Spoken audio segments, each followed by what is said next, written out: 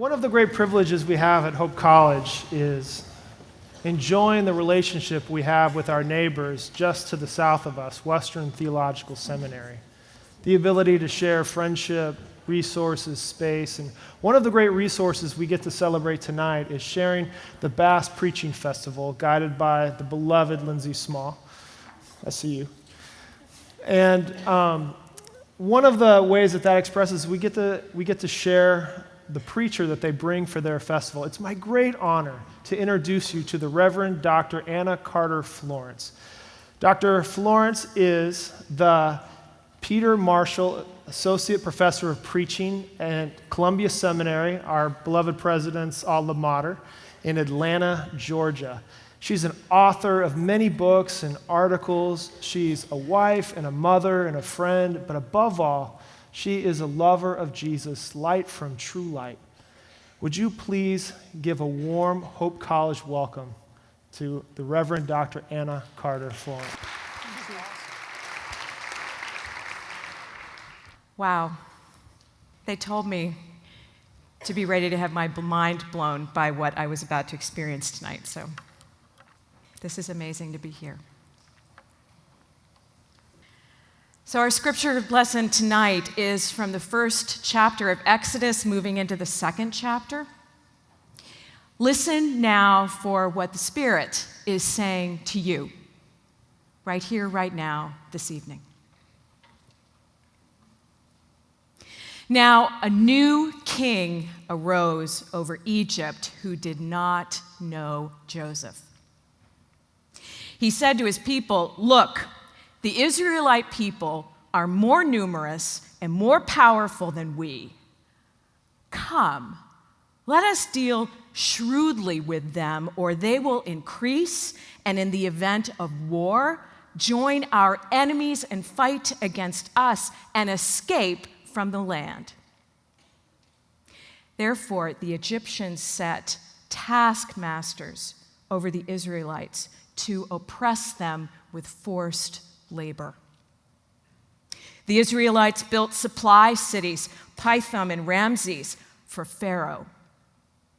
But the more they were oppressed, the more they multiplied and spread, so that the Egyptians came to dread the Israelites.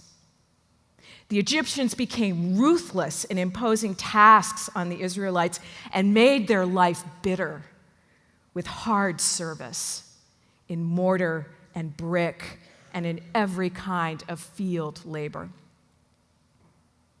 Then Pharaoh commanded all his people, "Every boy that is born to the Hebrews you shall throw into the Nile, but you shall let every girl live."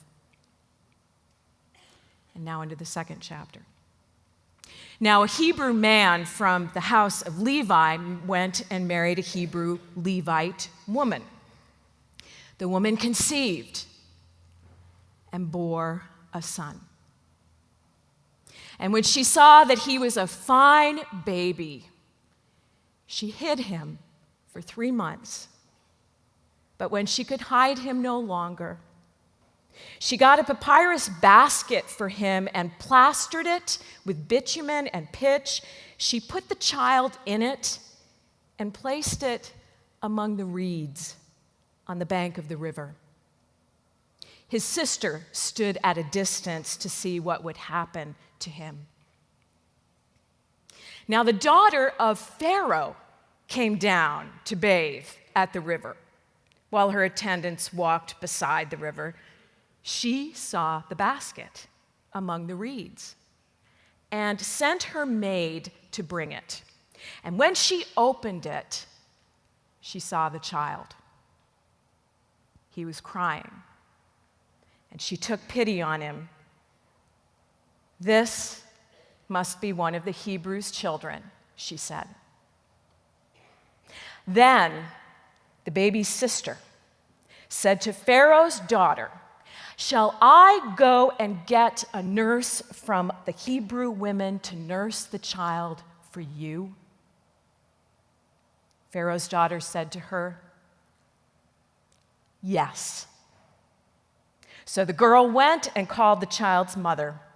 Pharaoh's daughter said to her, "Take this child and nurse it for me, and I will give you your wages." So the woman took the child, her child, and nursed it.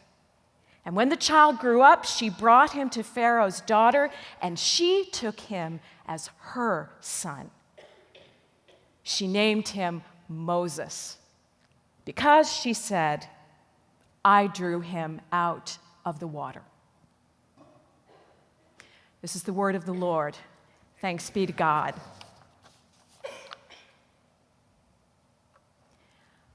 What a perfect story. Pharaoh makes chaos, mother makes ark. Princess finds baby, sister brokers deal. Baby saved, Pharaoh foiled. A perfect story and great roles for girls, I might add. Not quite the Bible meets Frozen, but almost. So before we get into it, I want you to notice two things. The first is that the main characters are young people and their parents aren't around. That's important, because this is a story about what happens when the young people are in charge. The second is that without this story, without these two girls in the reeds, there is no Moses. There is no Exodus. There is no liberation for the people of God, and there won't be unless the parents get off the stage and the young people set things in motion. So you've got your two stock roles for girls here. You've got a beautiful princess and a responsible big sister. You can pick either one. They're both good parts. Even for you guys who are out listening there, just use your imagination. You can be Pharaoh's daughter, clad in silks, dipping your lovely toes in the cool green water. Or you can be Moses' sister, alone in the reeds, keeping watch over her basket by night. You can be the powerful princess, or you can be the smart and resourceful big sister. Like I said, you can't lose because they are both strong characters. And while the text doesn't tell us how old they are, whether they are your age or even younger, what it does tell us is that each one of them had an inner rebel just waiting to be unleashed. Each of them was ready to set aside what she should do and work together on what they might do, which is what happens when you're down in the reeds. I want to walk through some of the story with you. It's familiar, perhaps, but you know how Scripture is. You hear it differently over time. So let's read it tonight the way the girls in this story lived it, as if the parents aren't around, which is an interesting interpretive lens when you think about it. Read as if your parents aren't watching. A lot of people my age could stand to do that. So you know the context. We're in Egypt, a world superpower in those days, and the Hebrews are the Egyptians' slaves. But the Hebrew population is growing. It's big enough to make Pharaoh, the king of Egypt, feel threatened and worry that soon these people will be almost as numerous as his own. You'll go downtown and you'll hear Hebrew spoken as much as you hear Egyptian. So Pharaoh comes up with a highly effective and unspeakably evil plan to control them. He targets the boys. Every Hebrew baby that is born, Pharaoh orders his Egyptian citizens, is to be exterminated on sight. Throw them in the Nile. Pharaoh knows. Target the boys of the people you want to oppress, and eventually you will destroy them. And Moses, of course, was a boy. And so his mother did what she could. She hid him for a while. But babies grow.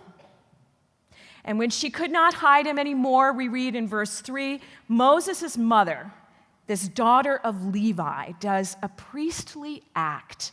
She takes a papyrus basket, loams it with the ancient equivalent of Kevlar, and makes a snug little ark, waterproof, for her 3-month-old son.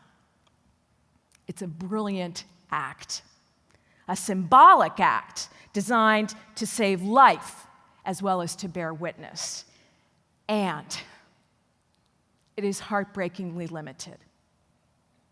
A Kevlar ark can't save a child for long. He has 1 day, maybe 2, before he will die of exposure.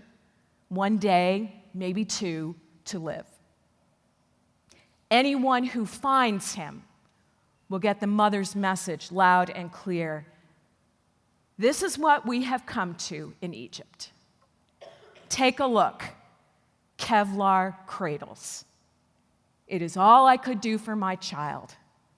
All I could give him was 2 more days. And with that, the mother leaves the scene. Maybe she was like Hagar, who couldn't bear to watch baby Ishmael die in the desert. We don't know. But we do know that it's the sister who takes over from here. That's what big sisters do. They watch when the parents leave. They report back. It may not be what they choose to do, but it's their job as part of the family. It was this sister's job. Stand at a distance and see what happens to your brother. Be the girl in the reeds, and then come home. Verse 5, enter Pharaoh's daughter. She had a different agenda. She came down to the river to take a bath. She came down to get away from it all, the court, the publicity, the pressure, the pedestal. Being beautiful is a tough job, but that's what princesses are. Everything that we dream we could be. It's their job as part of the family. It was this princess's job.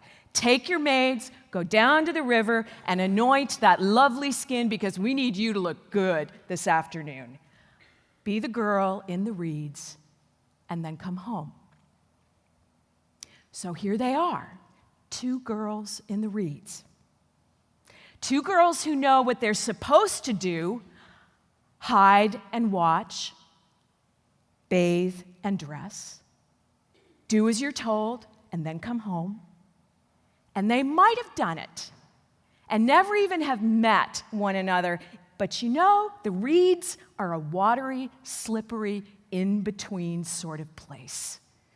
It's muddy and murky and hard to find your footing, and who knows where the deep water starts. Anything can happen down in the reeds to upset your balance. And on this day, something did. You know what it was. The princess found the baby. The Egyptian princess found the Hebrew baby. You know what she was supposed to do with it. So did she. So did the sister. And now what? What do you do with a baby in a basket when you're down in the reeds at the river's edge and the parents, your parents, are nowhere to be found? The princess knew what her father would have done, or at least what his law decreed.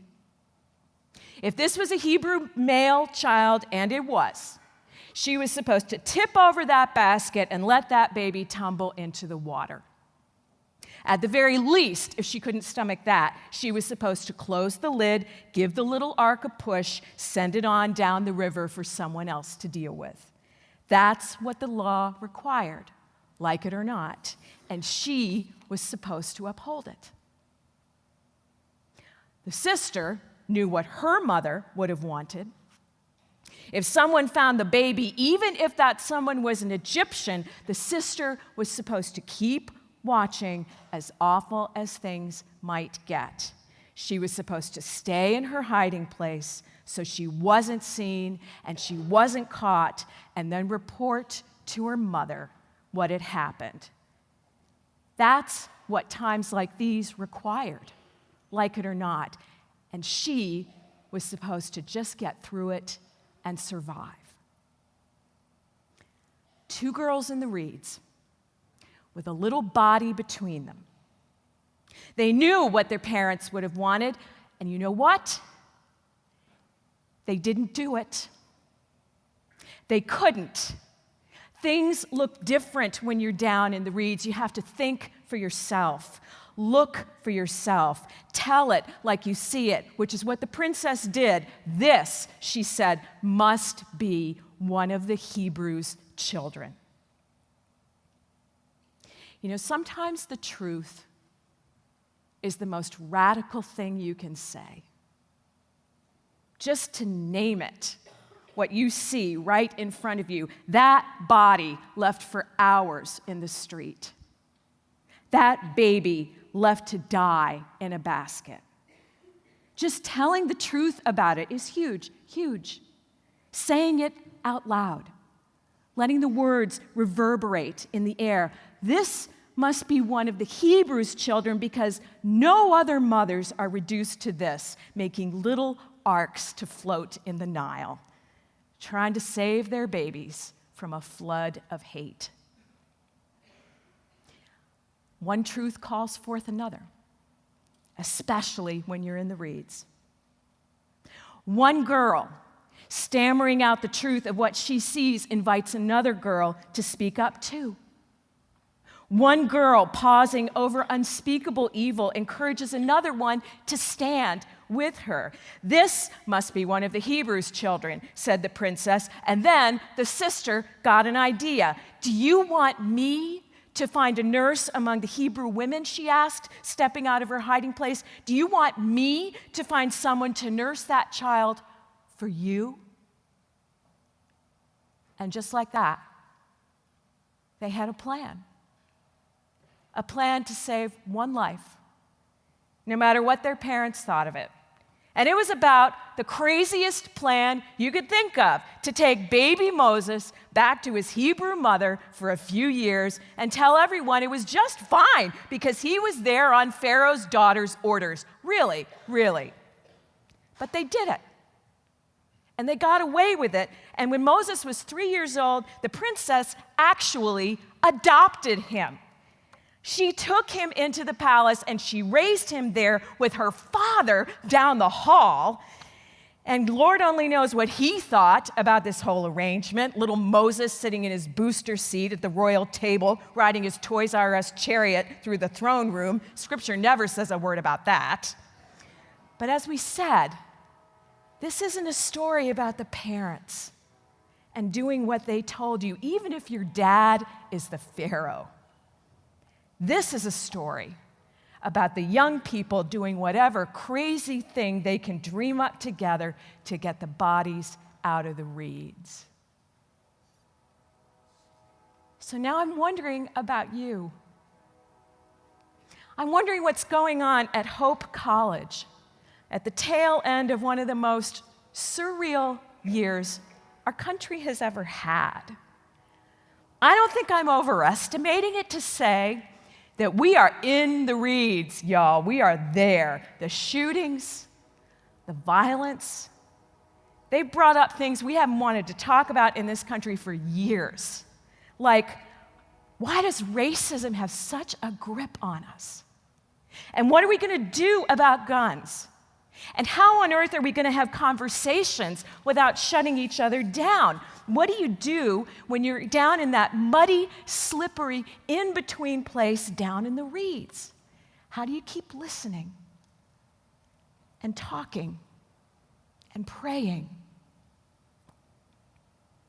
I think this story has some things to say about that. So what happens if we bring these 2 girls to the streets of Holland, Michigan, and ask them to show us some new ways to be? Well, maybe one of the first things they'd say is what we've been picking up on all through this text. We don't have to read the world the way our parents read it. There will come a day when we are down in the reeds and our parents aren't there, and we have to decide for ourselves what we are going to do about this situation, this interruption, this baby in the basket, this Syrian child on the beach, this black boy in the street, this body right here, this body that matters. And if we've been taught to read the world, if the way we've been taught to read the world tells us that it doesn't matter and that we can turn and walk away, well, then something has to change. And it's up to us. And maybe the second thing these two girls would say is that if you're down in the reeds and you don't know what to do next, start by telling the truth about what you see. Sometimes that is the most radical thing we can do, just to tell the truth about the body that's in front of us. This is one of the Hebrews' children. Just say it. Say it out loud, because one truth calls forth another, and you never know who may be listening. You never know who may be waiting for a reason to come out of their hiding place and stand with you and make a plan to save one life. And maybe the third thing they would say, these girls, is that this is how liberation starts. God's liberating work starts down in the reeds with an interruption we didn't expect and a body we have to acknowledge. God's liberation of a people can start with two girls and one really crazy idea. That's it. That's all you need. Because whenever the children of God claim the freedom to reimagine and remix the world, well, then Moses can grow up. The exodus out of slavery can begin. And I tell you what, we all need to leave Egypt. It is the next chapter of a perfect story. Maybe you'll write it.